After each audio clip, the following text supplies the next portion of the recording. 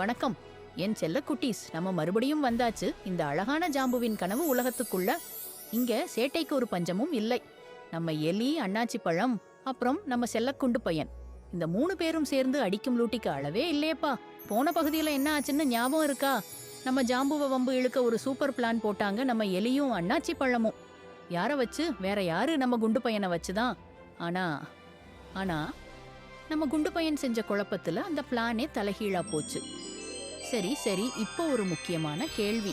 இந்த அத்தியாயத்துல இவங்க என்னவெல்லாம் சேட்டை செய்ய போறாங்க? இவங்க 3 பேரும் சேர்ந்து மறுபடியும் நம்ம ஜாம்புவ வம்பு இழுக்க போறாங்களா?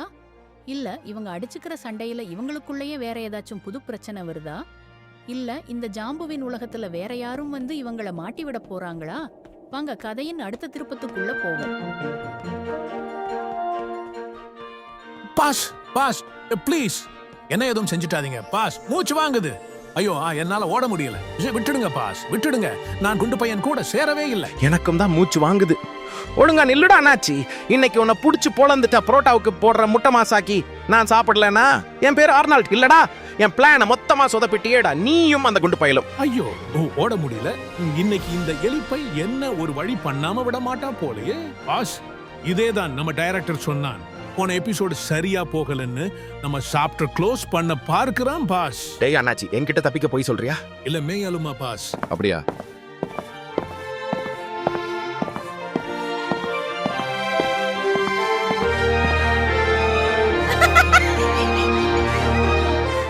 என்ன தலை தொங்கிடுச்சு பாஸ்? என்ன செய்யலாம்னு யோசிக்கிறீங்களா? நாம யாருக்கு என்ன தீங்கு செய்தோம்? நாம இதுல இருந்து தப்பிக்க வேற வழி இல்லையா அண்ணாச்சி? என்ன ரொம்ப ஃபீல் பண்றான்? சரி பாஸ், ஒரே வழிதான் இருக்கு. நம்ம வீடியோ பார்க்கிறவங்க கால்ல விழுந்து கெஞ்சுங்க பாஸ், ப்ளீஸ்னு அழுது போறலுங்க பாஸ். இல்லன்னா நாம காலி. அடுத்த அத்தியாயத்துல நம்ம ஜாம்புவின் கனவு உலகத்துல வேற யாரோ வந்திருவாங்க. நான் யார் தெரியுமா பாஸ்? அவங்க யாருன்னு தெரியுமா? அர்னால்டுன்னு பேர் வச்சா அழமாட்டேன்னு நினைச்சியா? இப்ப பாரு குட்டீஸ், பெரியவங்களா இருந்தாலும் சரி, ப்ளீஸ் ப்ளீஸ் எங்க கதையை காப்பாத்துங்க.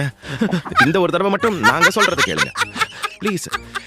இப்பவே இந்த நிமிஷமே லைக் பண்ணுங்க, சப்ஸ்கிரைப் பண்ணுங்க ப்ளீஸ் ப்ளீஸ். ஆஹா, என்னம்மா ஃபீல் பண்ணி அழுகிறான் என் பாஸ்? பாஸ், நல்லா ஃபீல் பண்ணி அழுங்க பாஸ். இன்னும் சத்தம் போட்டு எனக்கு ஒரு சான்ஸ் கொடுங்கன்னு ஒரு டயலாக் விடுங்க. கண்டிப்பா நம்ம சாப்டர் க்ளோஸ் ஆகாது. தொடருங்க பாஸ். டேய் அண்ணாச்சி, வந்து அழுடா. நீ மட்டும் தனியா நிக்கிறியா? உனக்கும் இந்த கதை க்ளோஸ் ஆகணும்னு ஆசையா? வாடா, வந்து அழு. இல்ல பாஸ், நீங்க தான் சூப்பரா அழுகிறீங்க. செம்ம ஃபீலா இருக்கு. நான் உங்களை கை தட்டி உற்சாகப்படுத்துறேன். நீங்க அழுங்க பாஸ். கதற சொன்னா கை தட்டி ரசிக்கிறானே இந்த பழம். அடே நாடக பைத்தியமே. நான் கதையை காப்பாத்த கெஞ்சினா நீ கை தட்டி வேடிக்கை பாக்குறியா?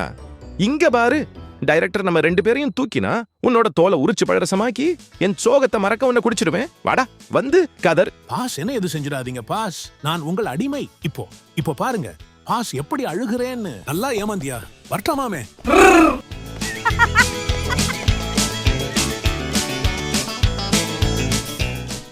பாத்தீங்களா மக்களே, நம்ம அண்ணாச்சி பழம் சும்மா இல்ல.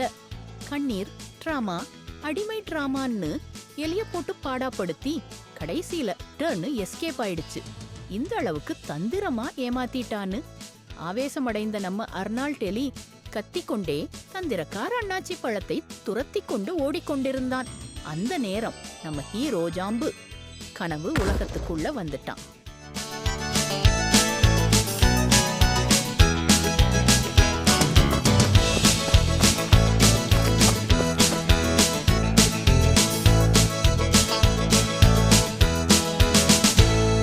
ஆஹா, எவ்வளோ அழகா இருக்கு இந்த கனவு உலகம்.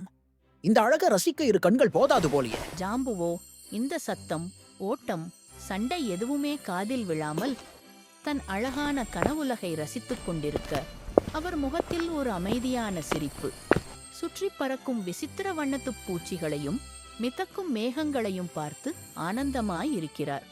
ஆனால் ஜாம்புவின் இந்த அமைதிக்கு நேர்மாறாக எலி மற்றும் அண்ணாச்சி பழத்தின் பஞ்சாயத்து இன்னும் முடிவுக்கு வரவே இல்லை. ஐயோ, இன்னைக்கு பூரா விரட்டுவான் போலயே. எப்படி தப்பிக்கிறது? பாஸ், பார்த்து ஓடி வாங்க. படாத இடத்துல பட்டுட போகுது. இதுக்கு மேல ஓட முடியாது. நம்ம குடும்பத்தோட சேர்ந்துட வேண்டியதான்.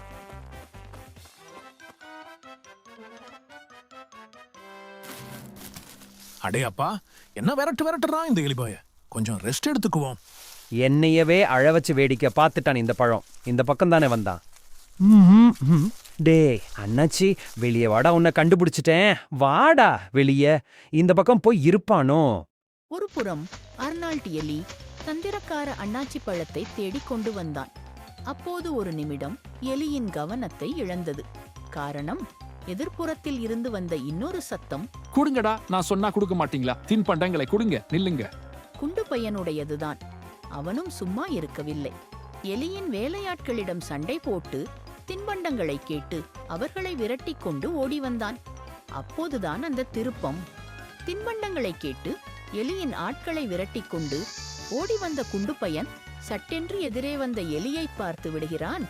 எலி குண்டு பையனிடம் அண்ணாச்சி பழத்தை கண்டு பிடிக்க உதவி கேட்க நினைத்தான். ஆனால் குண்டு பையன் எலி தன்னை பிடிக்க வந்துவிட்டான் என்று ஓட, அர்னால்ட் எலி விரட்ட, கனவு உலகே ஒரே கலேபரமானது. அட இவனா, இவன் கண்ணுல மாட்டுனா நம்மளையும் விரட்டுவானே. ஜாம்பு எங்காவது ஓடி ஒளிஞ்சுக்கோடா.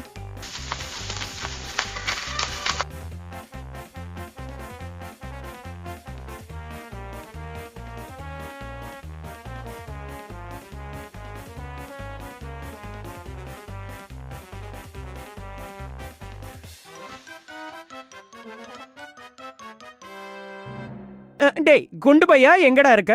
உன்னை எதுவும் செய்ய மாட்டேன். வெளியே வாடா. எங்க இருக்க? எலி நாலாபுரமும் தேட, மூவரும் அங்கங்கே ஒளிந்திருக்க, அப்போது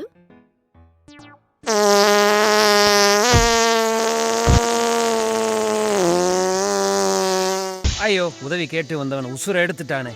ஹீரோசிமா, நாகசாகில போட்ட லிட்டில் பாய் பேட்மேனை விட இவன் போட்ட குண்டு பெருசுடா சாமி. கண்ணை கட்டிடுச்சே அப்பா. அட கடவுளே, என்னைய காப்பாத்து எத்த பெரிய குண்டு போட்டான் அந்த குண்டு பையன். பாத்தீங்களா மக்களே, நம்ம ஜாம்புவின் கனவு உலக அலப்பறையை. சரி, அடுத்து நம்ம ஜாம்பு என்ன செய்ய போறான்னு அடுத்த அத்தியாயத்துல பாப்போம். அதுவரை உங்களிடமிருந்து நான் விடைபெறுகிறேன். மறந்துடாம லைக் பண்ணுங்க, ஷேர் பண்ணுங்க, சப்ஸ்கிரைப் பண்ணுங்க குட்டீஸ். பாய் பாய் பாய்.